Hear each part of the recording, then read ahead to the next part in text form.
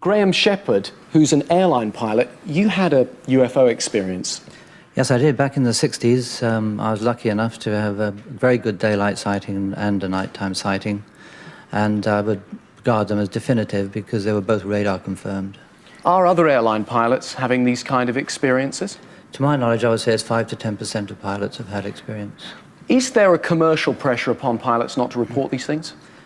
There is a commercial pressure. In my own particular case, in a previous life, the world's favourite airline, to put it succinctly, declared that my interest in UFOs and their commercial interests were not compatible.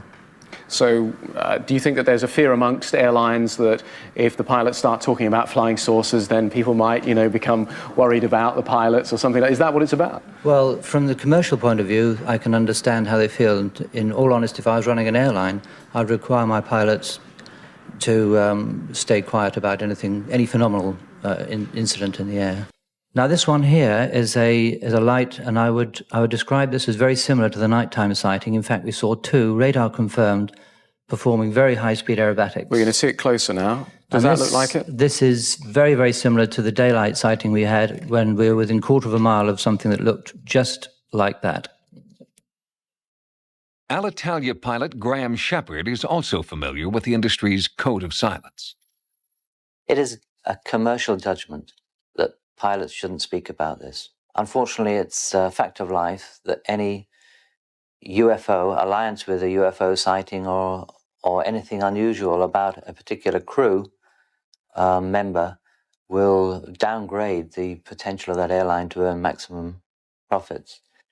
Despite the airline industry's efforts to silence its pilots, these transmission tapes speak for them. After the New Mexico controller's initial call to NORAD was laughed off, NORAD called back. We had someone call here earlier about a pilot spotting an unidentified flying object. Yep, that's us. Okay, well, hey, we're tracking a search-only track kind of where that might have happened. It's tracking about 390 knots. We've been tracking it for about 3-4 minutes now. I mean, to be going that fast, it's got to be up kind of high. Yeah, you got no code on it, huh? Nope, it's search only. It seems that the radar controller was tracking an object, an unknown, that wasn't transponding. And by law, any craft in controlled airspace must have a transponder. But it's very interesting that ultimately it was seen by the radar controller. This is an historic UFO event. Audio tape confirms that 3 highly trained commercial pilots witnessed an enormous UFO, a UFO confirmed on radar by NORAD Air Defense Command. This is one encounter that cannot be dismissed as a hallucination or a hoax. Something was up there. Are we prepared for its return? I've listened to the American West tape, and my opinion is that it's absolutely authentic. If handled correctly, this tape could be something of a breakthrough. First time in 15 years I've ever seen anything like it. Since the 1940s, over 3,500 pilots have reported seeing UFOs. Now retired, former British Airways captain Graham Sheppard can finally talk openly about his UFO experiences. On the 22nd of March, 1967, we were returning from Gibraltar to London.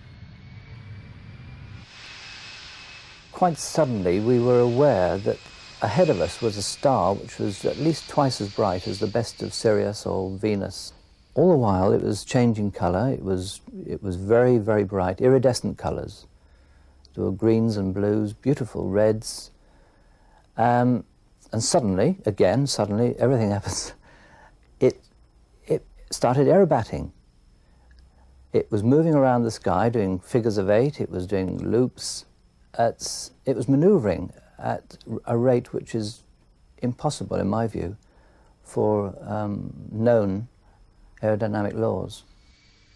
And we asked Bordeaux radar if they had any unidentified traffic, and they did confirm that they had unidentified traffic 10 miles to the west of us.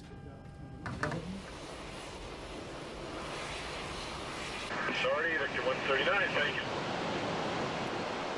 Pilots, better than anybody else, know there is often a rational explanation for a phenomenon they see in the skies.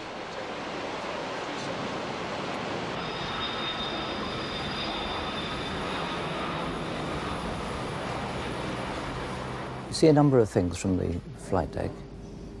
Other aeroplanes, we see reflections from the ground. This is day and night time. Cloud formations, the effects of sunlight on cloud, ice crystals. At higher levels, it's quite common to see satellites. Visibility is excellent. It's a very wide angle of view laterally and vertically.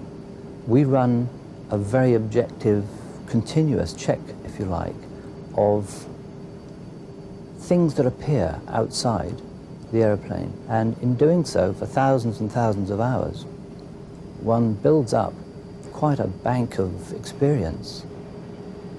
Graham's second sighting was even more dramatic. We were on a routine daylight flight back from Scotland to London Heathrow in a Vanguard, cruising at about 24,000 feet. We just transferred from the Scottish controller to the Preston radar controller, made our normal routine radio calls, and within minutes, the Preston radar controller alerted us. He told us we have opposite direction traffic in the airway, very fast moving, unknown. Immediately, of course, we looked out of the flight deck straight ahead of us to the 12 o'clock position, and into view came a disc-shaped craft. It was shaped like a discus, shining in the sun. A more accurate description would be like a hubcap, an American car. The cupola on the top, diameter about 30 feet, in my view. I was looking down on the craft, the machine, as it came past, flying at very, very high speed. It came to within about a quarter of a mile of us. I was looking down on it, some 200 to 300 feet below us.